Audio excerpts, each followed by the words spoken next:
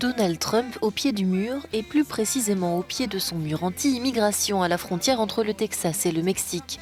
C'est là qu'il a choisi de se rendre pour son premier déplacement depuis les violences du Capitole qui ont fait 5 morts et de nombreux blessés. L'occasion pour le président sortant de revenir sur le recours des démocrates au 25e amendement pour le déclarer inapte à exercer ses fonctions. Avant de commencer, je voudrais dire que la liberté d'expression est plus que jamais attaquée. Le 25e amendement ne présente aucun risque pour moi. Mais il reviendra hanter Joe Biden et son administration. Comme le dit l'expression, faites attention à ce que vous demandez. Le canular de la mise en accusation est la continuation de la plus grande et de la plus vicieuse chasse aux sorcières de l'histoire de notre pays.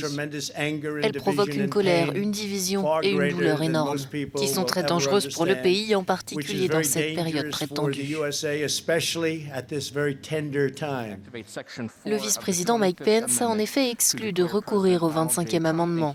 Mais les démocrates n'ont pas dit leur dernier mot. Ils doivent lancer ce mercredi une procédure de mise en accusation ou impeachment pour incitation à l'insurrection. Plusieurs élus républicains de la Chambre des représentants ont annoncé qu'ils voteraient en faveur de cette procédure. Si l'impeachment est voté, un procès devra s'ouvrir ensuite au Sénat. En parallèle, l'enquête sur l'assaut du Capitole se poursuit. Plusieurs dizaines de personnes ont été arrêtées pour possession d'armes à feu, intrusion illégale, violence et vol.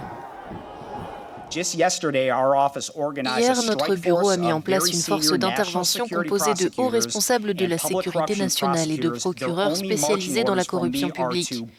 Ils sont sous mes ordres pour monter des accusations de sédition et de conspiration liées aux actes odieux qui ont eu lieu au Capitole.